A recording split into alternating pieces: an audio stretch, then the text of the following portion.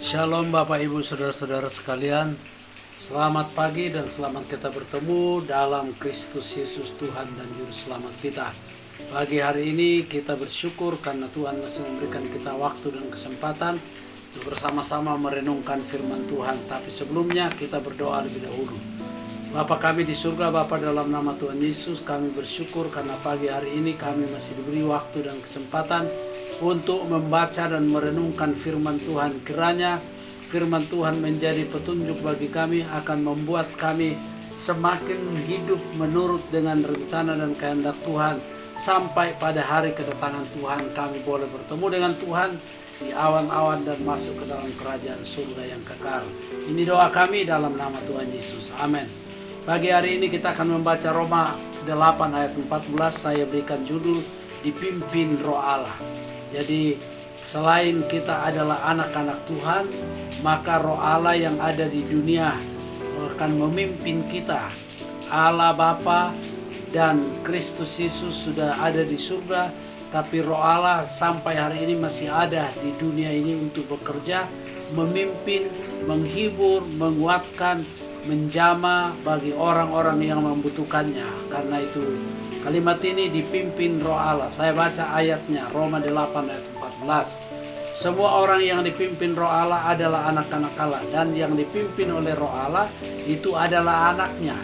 Bukan semua orang dipimpin, tetapi hanya anak-anak Allah, itulah yang dipimpin oleh Allah, oleh Roh Kudus. Nah, Roh Kudus berdiam di dalam anak Allah.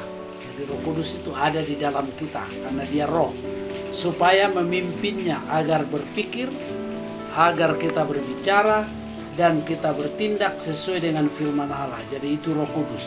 Roh Kudus bekerja dalam kita untuk yang pertama, dia memimpin terutama dengan dorongan batinia untuk melakukan kehendak Allah dan mematikan perbuatan buruk tubuh kita. Jadi dia pimpin kita untuk melakukan kehendak Allah dan mematikan perbuatan buruk yang ada di dalam kita, menghapus, menyucikan.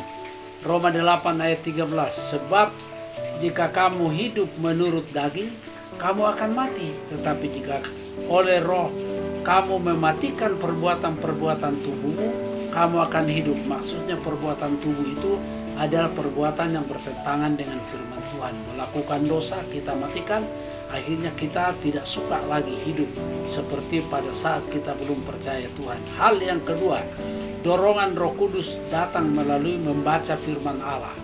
Jadi Roh Kudus akan bekerja, mendorong, memotivasi kita. Itu kapan kita tahu? Dari mana kita tahu? Ketika kita membaca firman Tuhan. Makanya di dalam Yohanes 14 ayat 26, tetapi penghibur yaitu Roh Kudus yang akan diutus oleh Bapa dalam namaku, kata Tuhan Yesus. Penghibur di sini disamakan dengan Roh Kudus. Bagi orang Kristen Perjanjian Baru, hal yang terpenting tentang Roh Kudus bahwa ia adalah kudus yang bermanifestasi di dalam kehidupan orang percaya. Puji Tuhan.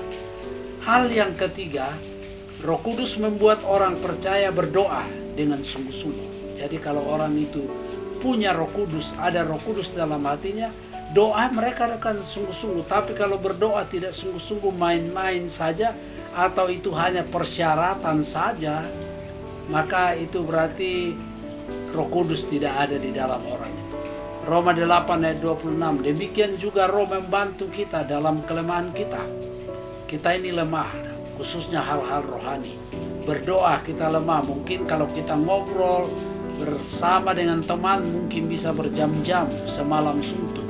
Tetapi kalau orang berdoa 30 menit, 1 jam sudah rasanya seperti terlalu lama.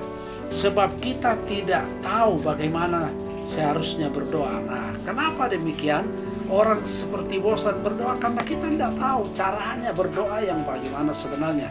Tetapi kalau Roh Kudus itu ada dalam kita dan dia juga berdoa untuk kita, kita berdoa untuk kita kepada Allah dengan keluhan-keluhan yang tidak terucapkan. Jadi kita sebagai anak Tuhan memiliki 2 pengantara, yaitu Yesus Kristus berdoa bagi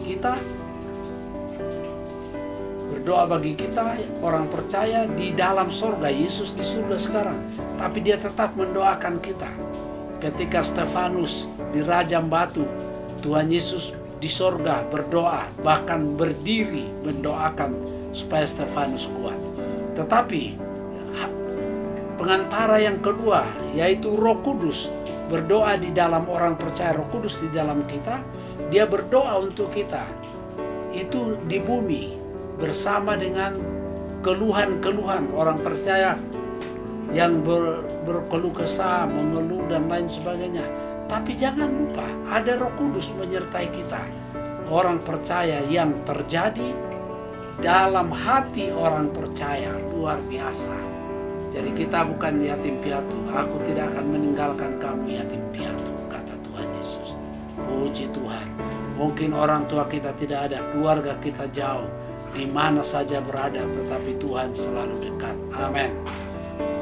Kita berdoa. Bapa kami yang ada di surga, Bapa, dalam nama Tuhan Yesus, setelah kami merenungkan firman Tuhan, kiranya firman Tuhan menjadi kekuatan bagi setiap orang yang mendengarnya, supaya kami boleh sadar bahwa selain Tuhan yang menyertai kami, maka kami juga yakin hari-hari terakhir ini Roh Kudus memimpin, mengatur langkah hidup kami, menyertai kami dalam perjalanan menuju kepada kehidupan kekal. Terima kasih, berkati mereka yang berada dalam kondisi sakit. Tuhan tolong, Engkau jamah dan sembuhkan, yang susah hiburkan, yang lemah kuatkan.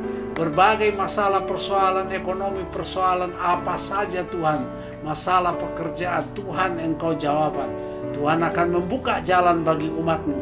Tuhan akan memberkati mereka.